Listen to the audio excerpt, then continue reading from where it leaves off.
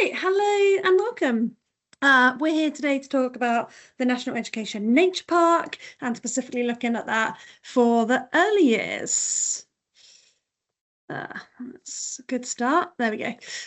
So my name is Ali Aspin. I'm the Early Years Training and Development Lead at Learning Through Landscapes. Also presenting today will be Rocio, and she is the user experience researcher at the Royal Horticultural Society, so the RHS. And then we've got Claire Hodgetts from Play and Learn Nursery in around Birmingham, Sutton Coldfield, around the Midlands, to give her first-hand experience of interacting with the nature park. And she's coming from the perspective of one of the first users to see it, because she was part of our pilot project back in 2023, which seems crazy that it's been going for 3 years now, and fantastic. So what we'll cover today, we'll have a little look, a kind of summary at what is the National Education Nature Park. Let's summarise that to start with. How the nature park works for early year settings. So all the different strands of this have been developed for their audience. The programme works all the way from early years to further education settings. So we'll look at how it's specifically designed for the early years, this section of it. How to get started in your setting, several different ways to do that. And then we'll go on to hear from one of the first nurseries who were involved in this in the Midlands. So what is the nature park? It's a completely free programme for people in England. It's to help the next generation, get them involved with understanding and caring to improve the natural world around them. It's as simple as that. If you go onto the website, and we encourage you to go and have a browse before you sign up, it's got loads of free activities which are all quality assured, working with the Natural History Museum, RHS, Learning Through Landscapes as the early years leads on this. And over the years, they have developed more and more, snowballed really, lots of resources to get you outside in ways that often don't involve any resources and that can be done in a space that's just tarmac. So all of them support children's learning through play in nature, and they build the foundational green skills and working towards all the early learning goals in the framework. So the 5-step circle, which I'll talk about later, helps young people to look at their grounds, and problem solve how to turn grey to green by creating new habitats and greenifying their nursery grounds. So far, more than 800 nurseries have signed up, and 1/3 of schools and colleges in England as well. So that is fantastic so far. Over to Rocio. Thank you. Hi, everyone. Thank you, Ali. So this is the screenshot of the nature park map, which is we have a map that marks all of the different type of improvements and all of the different nurseries and settings across the country that are signing up with us, and they're making changes. And it's really beautiful to see in green the collective difference we're making for nature.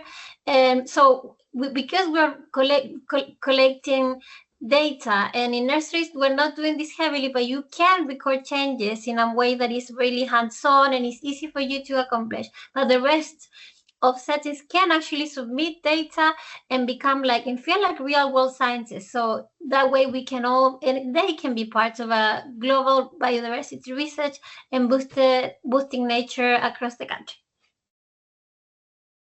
The next slide, if you can go. Thank you, Ali. Oops. The slide is not moving. Yeah, thank you, Ali. So what is the nature park? As Ali said, is this program that is really beautiful and you can take part on.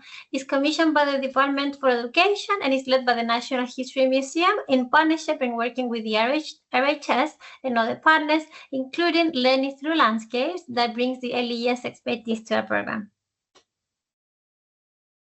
So who is this program for? For all the nursery schools and colleges in England. So for people in settings and like you folks. There's no need to be having access to a large outdoor space in your setting. You don't need prior knowledge on climate or nature education. The idea is to get all of the resources and different guides that have been put together by our team, thinking of the way things work for you and based on our research and understanding. And also is for all young children and young people up to key stage 5. Yeah, thank you.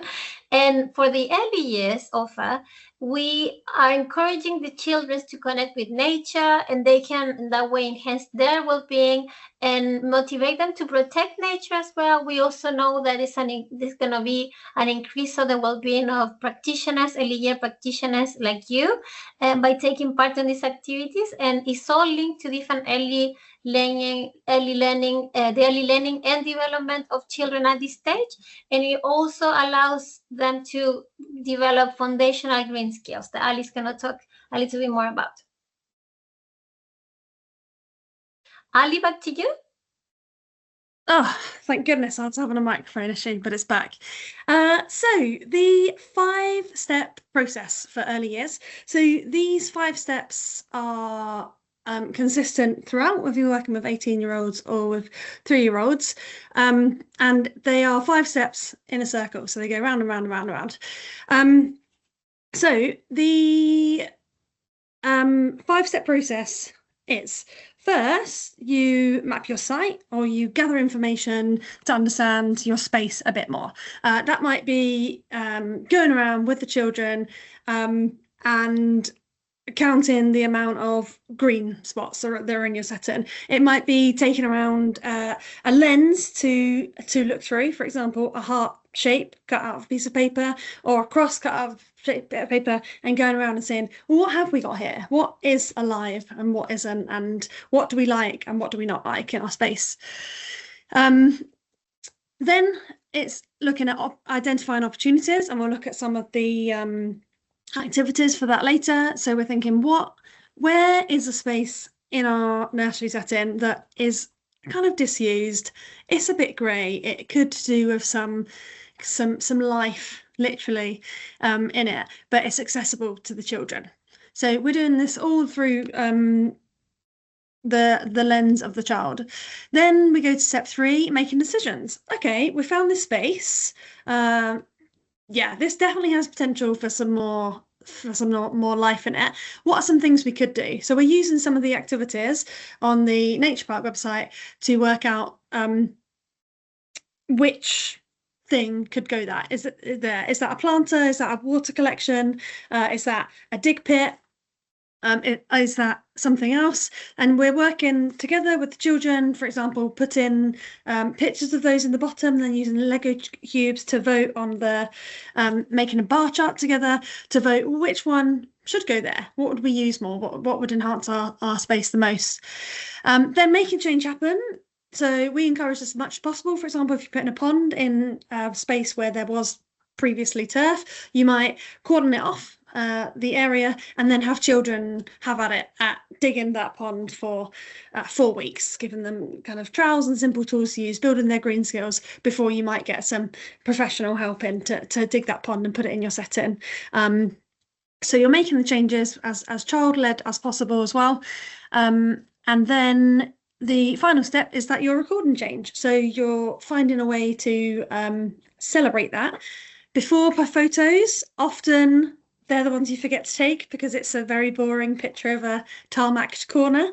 But often nurseries will then go ahead and make a storyboard of where were we? This very boring concrete block, which hopefully there's a rubbish blurry picture of somewhere. Here's your note to take of the before picture now.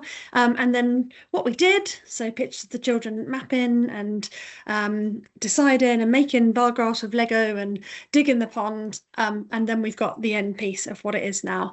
And that's some way that children, you can record change for everyone to celebrate. And then you go back, well, right, where are we now? Look around. Yeah, that lovely corner's got a pond in, but what about that corner over there? Is there anything that we can do to enhance that, to get our children more connected to nature? So that is the 5-step process. Some of the benefits of taking part in the nature park include, I mean, some that we haven't mentioned already, that overall, we want children to have this meaningful connection to nature so that they're growing up with this connection to understand what there is to protect in this world.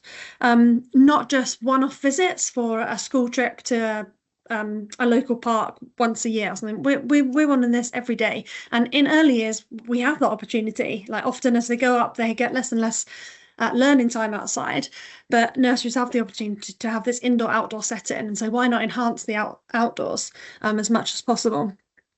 It builds an understanding of sustainability.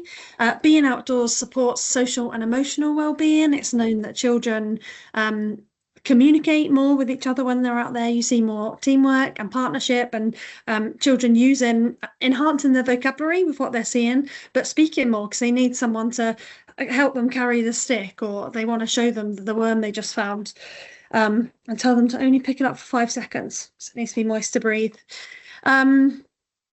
The children feel a sense of belonging as part of being a creature on Earth.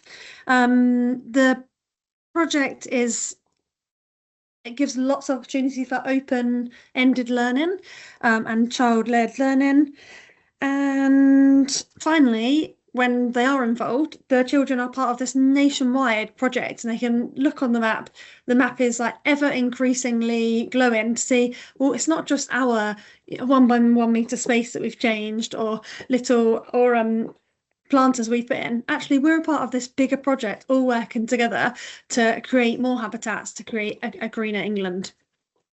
Yeah, I'd say that's the 5-step process. Having some technical issues here. There we go. So, as I said, we have lots of resources online. We got to a point last year where there was almost too many we'd get lost in there, even as people who are developing it. So we developed this matrix, which we're not calling a matrix anymore. The Get Started Guide. That's what we were calling it when we were developing it. So it has the learning goals down the side. Some of them are linked together because 25 5x5 grid's much nicer than the 7x5 one. And then it's got the cycle, the process at the top. So for example, if you were a nursery practitioner who wanted to get started, right, well, I want to get to know my space, but today I also want to hit the understanding the world early learning goal and get some of that in our like learning journals. So you might start there. Okay, what can we do? Right, hidden nature challenge. Yeah, I'm going to go around and we're going to look for tiny in cracks of walls and in pavements and in puddles. Where is there nature? And really get our looking eyes on by doing that. Or you might be at the identifying opportunities. So you've mapped your ground. You might have done that digitally, or you might have printed off a copy of Google Maps and you're looking on there, stood in the A3 size map and looking around your nursery garden. So you've mapped your site. Then you're identifying opportunities, but you also would love to link in a bit of physical development or social emotional growth in there. So insect Olympics, you can click on that symbol and it'll open up, right, this is a way that we can grow our understanding and identify some of the opportunities available for us, and so on. So I think that explains that. So some activities that might complement each other, for example. So if you are looking to learn about soil and how plants grow, soil is an amazing resource, which is really easy to access. It's often, like with birds and soil, often a bit of nature that you can really interact with just in even the smallest of green settings. So developing a dig pit might be your first port of call. Yeah, actually, we have some a grassed area and we can cordon off a 1 by 1 meter square and lay out kind of stones around our boundary and have trails there, and actually children can investigate life underground, what's growing there, thinking about decomposers, thinking about how soil is made, thinking about worms as the superheroes, eating dead things and pooping out soil. I want to start there. Actually, that's like almost a free resource that I can do to get children exploring underground, and it links perfectly to our topic that we're doing at the moment, or it links perfectly to this lovely book that we just read in the book corner.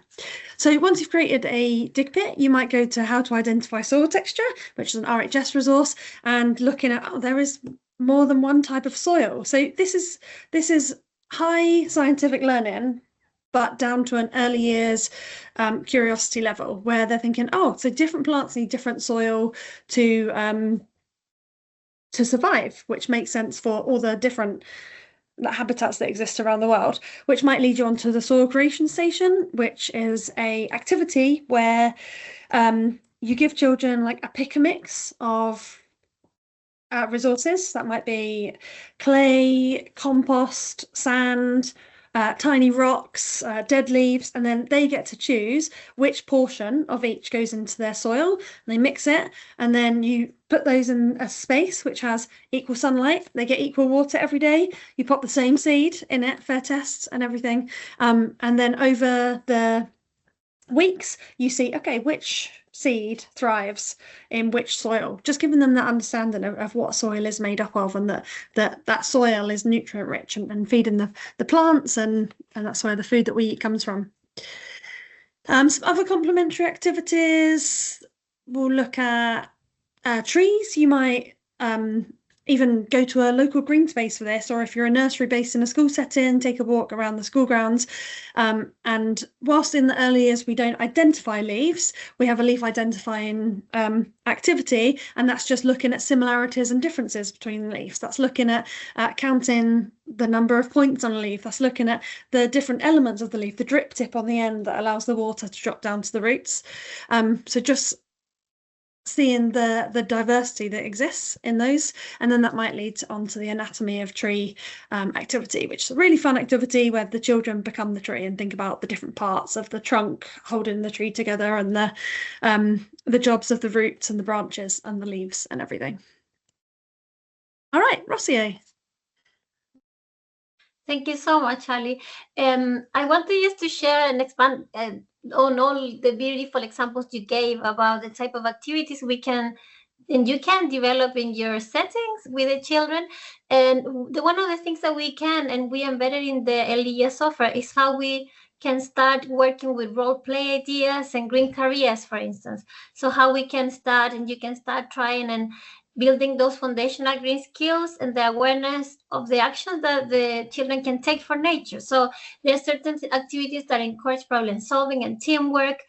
You can try role play activities indoors and outdoors that we know that you do so much in your settings in LES. You're so strong at this. The same with storytelling. So you can fall in like a storytelling session set the scene indoors, and then you can explore the narrative outdoors further, right? So you can combine different activities and pick and choose what you want to put together as part of your journey of discovery for the children. And some of the things that you can, for instance, do as part of the guides that we have put together is to do things like or explore occupational role plays with children, like how would they feel if they are an archaeologist, an inventor, a gardener, and create their own role plays and fantasy and build up on the storytelling and a certain book that you are exploring with them, and or play like an different type of real life role plays. What would they do in their garden if they were mom and dad, or how would they cook in the mud kitchen, and all those sort of things. Go on, Ali. The next slide. Thank you. And I also wanted to chip in and tell you that in January 2026, just a couple of weeks ago, we launched a risk and benefit assessment resources and guidance that you can check in our website. And all of these package of resources will help you identify benefits and learning opportunities when you interact and the children interact with specific outdoor activities and features such as sand pits, water, stick and loose parts, digging and planting, and exploring soil and interacting with soil in general. So these activities, they include certain prompts for the children to open up to inquire and discovery in a way that is very safe while exploring the outdoors. Yeah, so this package help you identify common risks and manage them, but at the same time to think of the initially on the benefits and the learning opportunities when we take the children outdoors. And we know that sometimes we can feel a little bit apprehensive, and parents can be apprehensive, and maybe yourself can be a little bit hesitant. So this package of activities will really be, we think that be used as very reassuring information, resources, and prompts that you can use when you explain things to parents and the benefits of taking the children outdoors, and also for your own flow of activities when you do these dynamic risk assessments after you complete your risk assessments processes and forms. And you can go to the next one, Ali, please. So just a screenshot of how the resources look like. You will have like a guidance and like toolkit that you can download in PDF format. And here you will have like different type of guidances that is in the right hand side, how they look like. If we put together different type of activities and features, outdoor features that you would interact with in your nurseries, for instance, like playing with stick and loose parts, or digging and planting in soil, plants interacting with plants and trees, playing with the sand pits, or playing with water and ponds. So each one of these worksheets on the right hand side, we have an example here, the risk benefit assessment toolkit for sticks and loose parts. So on the first quadrant, you have the benefits and learning opportunities when children play with sticks and loose parts. Then you have a certain learning principle, that why this is so important and how we can navigate this safely with children. We also have certain prompts and questions you can ask the children to kind of ignite their curiosity. And then you have at the bottom some potential risks of interacting with these specific features, such as they can maybe have certain bruises or splinters. So how you can manage those risks, and the right hand side says managing risks and different things and strategies that you can use to manage them. And now, thank you so much for listening. And I'm gonna give it to Claire so she can expand and tell us everything about the Play and Learn nursery and everything you've done with your outdoor space. Claire, thank you. Thank you. Basically, we were one of the pilot schemes nurseries that took part in the scheme, and we found it really, really helpful. There was lots of opportunities for people to come in. So we had Eleanor, who was one of the workers there at the Nature Park scheme. She came in on a regular basis to try out the activities that are actually now part of this scheme and this initiative that we've got in place. So we were one of the ones that were trying them out and saying, yes, this works for early years. Maybe we need to adapt it a bit more. And and our children were taking part in the activities and extending them, so you could actually see where they were coming from the beginning. And the project really resonated with us in our setting, because we wanted our families and children to be more connected to nature, more connected to their environment. We are a nursery that's in Sutton Coldfield, and we have got great big beautiful parks around us and lots of areas of nature. But within the setting, there wasn't much. We had a astroturf grass, and that was about it, really. So what we wanted to do was build more areas for children to interact with nature, build more spaces for them to be part of growing their foods, plants, and experimenting outside as well. So it's been a real eye-opener and in-depth projects that we've taken part in, and it's been amazing to take part. And the rich learning opportunities that we've had have been absolutely phenomenal. Our children are very confident now with picking up creatures. They know how to handle them very gently, because we always go through, before we pick something up, what is it? How are we going to handle it? And even our little younger children now, who are 2 and just coming under 2, are also experiencing the wonder of natural life, basically, and the wonder of spiders' webs and spiders. So we don't want them to be afraid of things around them. And we found that this project has really built on that core kind of value, really, of looking after each other, looking after the planet, looking after everything. And we've got so many more things that we want to do and add. our children are eating more fruits and vegetables that we're growing in the garden. We often find that if we've grown some foods outside, they're eating them out in the garden, so they're trying them. And we are encouraging, wash the carrots first before we try them, but you do find bite marks in them as you're pulling them out sometimes. But it's about the children they're learning about making mistakes as well in the garden. So when we first did the first cycle of planting that we did, we were trying out where we could put the plants, where the different fruits and things would grow better. And sometimes it failed, but it's okay to fail. And we're teaching the children that to be resilient within the way that they're learning as well. So they are getting those skills of having a try. Doesn't always work out. Why hasn't it worked out? So that's all your problem solving skills. And then we try something else and move it around somewhere. So we've really found the project really good for our children, and they've loved putting the pond in. They helped us with all the planning of every area of the garden, and they have parts of that project that they know what they want to do next. So they're also feeding into it constantly. And we're next trying to do is getting our parents involved as well now. So we'll see if they can have a little green area in their garden or wherever they are. Okay, thank you. Oh, and there's 2 final pictures of the garden there. Let you have a nose at that. Got some bamboo fountain there. See, I'm a big bamboo advocate. We have worked really hard on it, and we are at our starting points at the moment. So we've got the pond, we've got we recycle our rainwater for feeding the plants. So we're not constantly with a hose or anything like that. And children are learning about, that it's okay to have the hose pipe for a little bit or taps on and things, but we need to turn them off. They're learning about life cycles, where things grow best, and it's so interactive that I can't say any more about it really. Thank you though.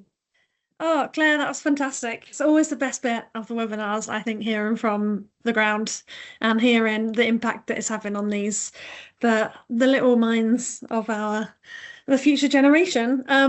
Particular highlights, hearing about them touching worms. Honestly, some children grow up never doing that. So that's a massive win in your setting, that even the little 2-year-olds are thinking about how to responsibly handle those. That you're getting farm to fork with 0 miles in between, just secret bite of the carrot. Absolutely love it. And you're teaching resilience by learning through mistakes, which we all make, especially in the gardening world.